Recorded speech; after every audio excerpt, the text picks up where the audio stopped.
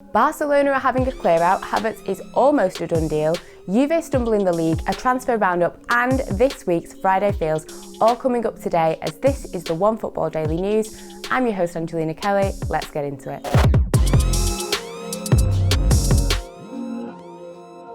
First up, and it's Barcelona who have reportedly decided to have a bit of a summer clear-out and they have put 12 of their first team players on a transfer list as they look to get a bit of money together for some potential new signings, including that big money move for Inter Milan's Lautaro Martinez. Now, some of the names on the list were expected. I mean, you've got the likes of Rafinha, Coutinho, who were both on loan. Coutinho obviously staying at Bayern to help them out with the Champions League. Rakitic, who has been rumoured with a move for quite a while now. Dembele, Umtiti, who have both had injuries and been rumoured to leave the club. You've got Martin Braithwaite, which I think he made 11 appearances. Again, not a shock really. You've then got the likes of, I think, Jean-Claude Todibo, who made 13 appearances and has been rumoured with the likes of Marseille and Watford. And then there are some players that I was kind of shocked to see, I'll be honest. I mean, you have got their second goalkeeper. They only signed him in 2019, but apparently he could be involved in a move to Arsenal. You've then got Semedo, who, you know, he has made 40 appearances, but apparently is going to be involved in a swap deal for Spurs, Tanguy and Ndombele. You've got Vidal, 42 appearances. His heart and soul is Barcelona.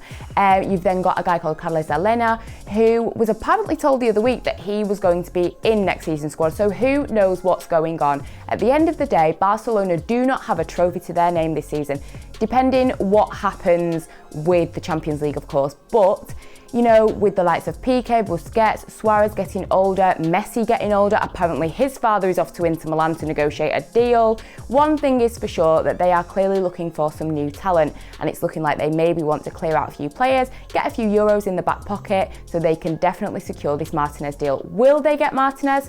I guess we'll just have to wait and see. Next up, and could the Kai Havertz deal to Chelsea finally be done? I hope so. Now, there are reports coming out of Italy that Chelsea's director and Havertz agent have come to an agreement regarding his contract, his personal terms. The contract is apparently going to be up to 2025. It's going to be about £7.3 million a year plus add-ons. Music to my ears, because this saga has been going on long enough. Now, however, Bayer Leverkusen are reportedly saying that Havertz is back at training. They are expecting him to play against Rangers in the Europa League. I do not know what is going on here. On the other side of it, you've also got Leroy Sané, who has come out of nowhere during his Bayern Munich unveiling and has said that Chelsea have done really well to get two Germans, Werner and Havertz.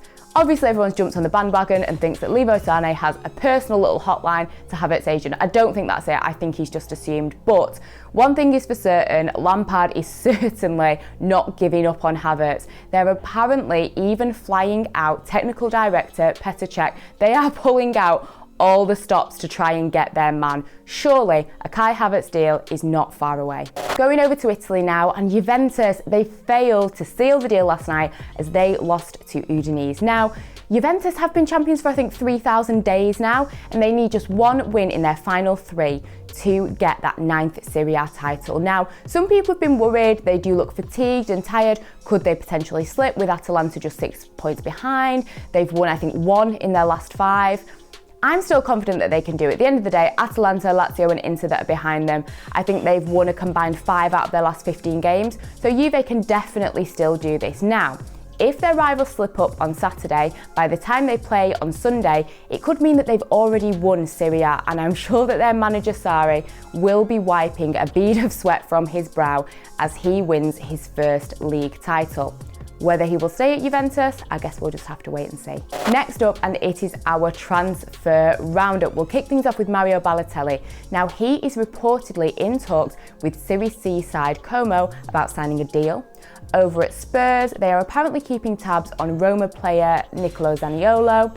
Over at Benfica, they've apparently halted all of their talks about Edinson Cavani, with the former PSG star reportedly wanting about 18 million per season.